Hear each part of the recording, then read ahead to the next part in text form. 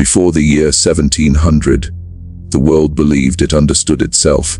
Oceans had edges, land had borders, nature had limits. People believed disasters announced themselves. With fire, with noise, with warning. They were wrong. In 1700, there were no satellites, no seismic instruments, no global communication. The planet moved, but humanity only heard pieces of it. History was local. A flood here, a famine there, an earthquake, someone else's problem. No one imagined that a single night could connect continents. At the turn of the 18th century, the world was busy with human concerns. Empires fought over land, kings fought over power, religion fought for certainty. Nature was assumed to be passive, predictable. In Europe, maps were being redrawn. In Asia, trade routes expanded. In the Americas, colonies grew quietly along the coasts. No one suspected that the ground beneath them was under tension.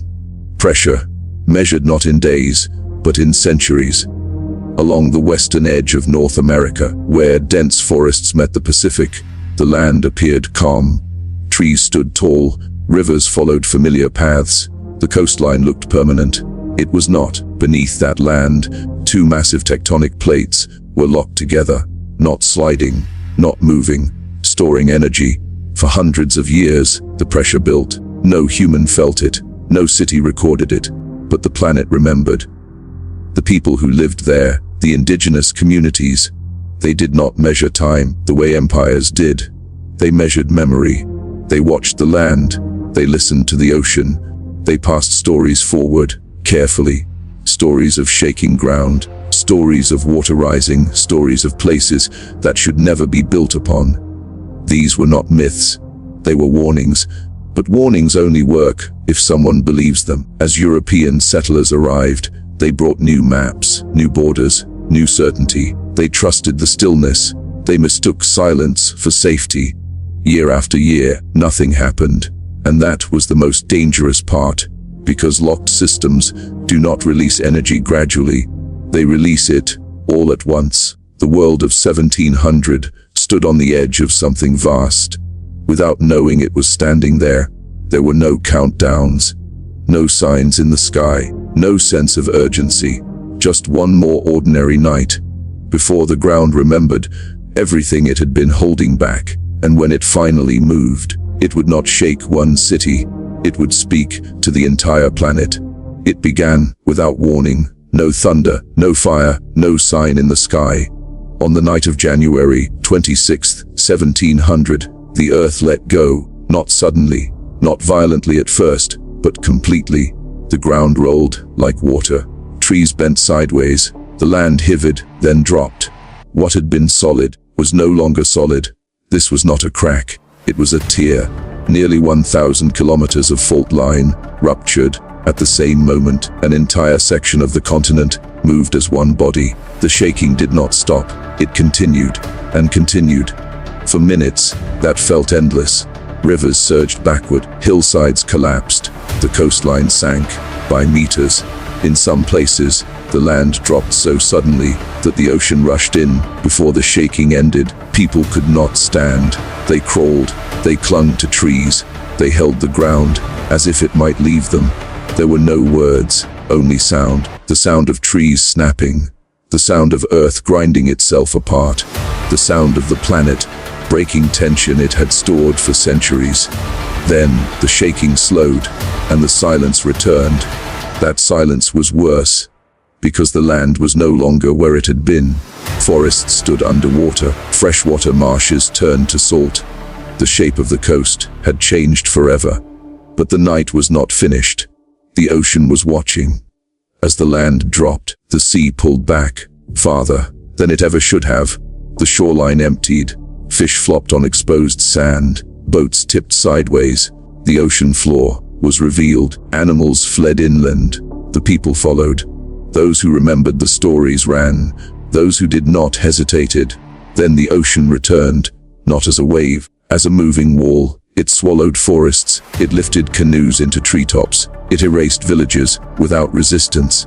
There was no battle, only force. When the water finally retreated, the land was unrecognizable.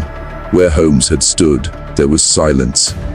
Where paths had existed, there was debris. The survivors did not count the dead, they counted the missing. By morning, the ground was still, the sky looked normal. The sun rose, as it always had, but the world beneath it was not the same. An entire region had shifted, and no one beyond it would ever know. No messengers crossed oceans, no alarms reached empires. The greatest earthquake in the history of North America had happened, in near total silence. But the energy released that night did not stop at the shore. It was already moving, through the ocean, toward a distant land that had felt nothing. Yet, the earthquake was over, but the disaster was only beginning. When the land dropped, the ocean responded, not in anger. In obedience to physics, the seafloor shifted, and the ocean above it was displaced, not as a breaking wave, not as chaos, but as movement. Across the Pacific, a pulse began, an invisible rise in water, so subtle, no one noticed. Out in the open ocean, the tsunami was only a swell. Ships passed over it, without feeling a thing. The ocean kept the secret. Hour after hour, the energy traveled, not slowing, not stopping, carrying the memory of a broken continent. There was no sound, no warning, just inevitability. The wave crossed deep water, at the speed of a jet aircraft. No human mind could imagine that kind of patience. The ocean did not rush, it waited. As it approached shallow water, everything changed. The seafloor rose, and the wave stood up. Water compressed, energy stacked. What had been invisible became unavoidable. Coastlines lay ahead, unaware. People slept. Fishing nets were set. Boats were tied loosely to familiar shores. They had no reason to fear. The ground beneath them had not moved, and in their world, that meant safety. They were wrong, because the ocean does not belong to one land. It carries messages, and it delivers them without explanation. As the wave neared distant shores, the sea began to behave strangely. Water rose without wind. Currents reversed. Harbors drained, then filled. Boats strained against ropes that had held them for generations. Still, no one felt an earthquake. No shaking, no sound, only water, moving where it should not. This was the ocean, speaking on behalf of the earth, and it was about to be heard. Across the Pacific, in the early hours of morning, the wave reached land, not crashing, arriving. Water pushed inland, calm at first, then faster, then unstoppable. Homes filled quietly, fields disappeared beneath salt. People ran, but did not understand what they were running from. There was no name for it yet, no explanation, only confusion. The ocean did not roar, it drowned, without noise. When the water finally receded, it left questions behind. Questions no one could answer, because the causer was an ocean away, and the people who caused it had never known. They had spoken. In Japan, the ground was still, no shaking, no cracking earth, no warning in the night. January mornings were cold, quiet, familiar. Nothing suggested that disaster was approaching, and yet, the sea was already changing. Along the coast, the water began to rise, not suddenly, not violently, but strangely. Harbors filled higher than normal. Currents moved the wrong way. Boats strained against ropes. Fishermen noticed. They had seen storms. They had seen tides. This was neither. There was no wind, no dark sky, just water misbehaving. Then it came inland, slow at first, almost gentle. People stepped back, confused. Then the speed changed. Fields vanished, streets filled, homes flooded without resistance. There was no roar, no towering wave, just water claiming space. Villages were damaged, boats were destroyed, crops were ruined by salt. People searched for the cause. They felt the ground. It was still. They waited for aftershocks. None came. This made no sense. In Japan, earthquakes were familiar. Tsunamis were familiar. But this was different. This wave had arrived, alone. Japanese scholars recorded the event. They noted the date, the time, the height of the water, and they wrote something strange. No earthquake was felt. The records named it an orphan tsunami, a wave without a parent. For generations, this entry remained in the archives, accurate, detailed, and unanswered. No explanation connected Japan to anything across the ocean. The Pacific was too large. The idea was impossible. How could a wave travel for days across an entire ocean? So the record stayed isolated, a mystery, with no solution. Life continued, villages rebuilt, fields were replanted, the water receded, and memories slowly faded. But the ink remained, waiting. Centuries would pass before anyone looked at those records again, with the right questions, because somewhere, an answer already existed, buried in forests, locked in trees, and hidden beneath the sea. For a long time, the silence remained, not because answers did not exist, but because no one was listening in the right places. Centuries passed, maps improved, instruments evolved, science learned to ask better questions, and slowly, the past began to speak, not through stories, but through evidence. Along the western coast of North America, scientists noticed something strange. Forests, standing dead, trees drowned in salt water, but still upright. Their roots were intact, which meant one thing: the land had sunk, suddenly, not over years, not through erosion, but in a single moment. Tree rings were counted, each ring, a year. The growth stopped, at the same time. Winter, 1700. The forest had died together.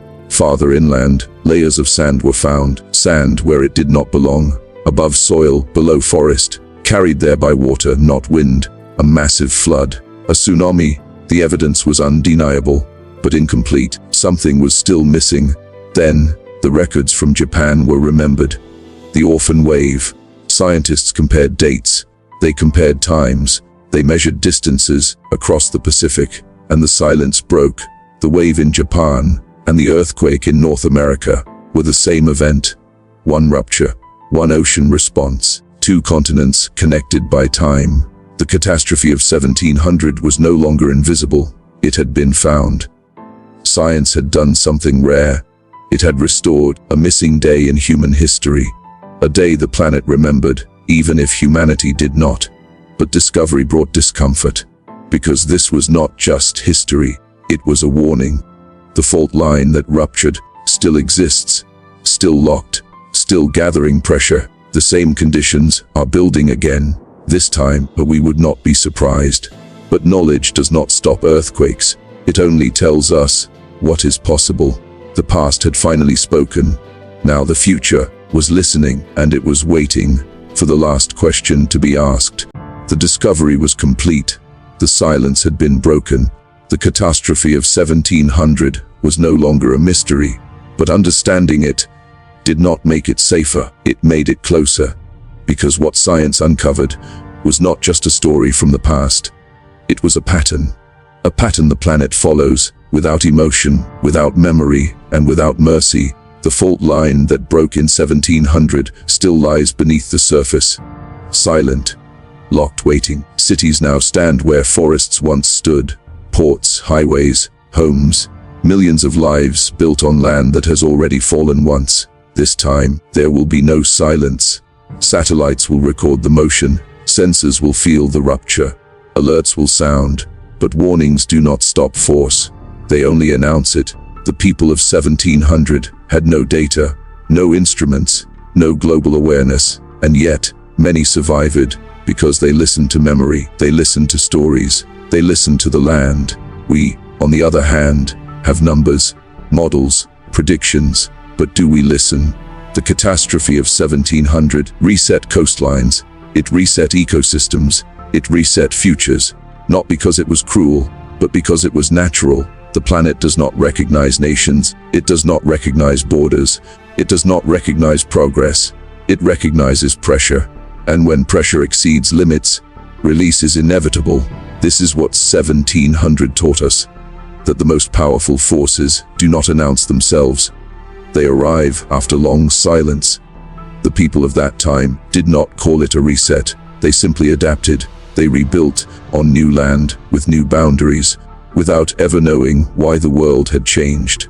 We do know, and that knowledge comes with responsibility to prepare, to respect, to remember what the planet is capable of.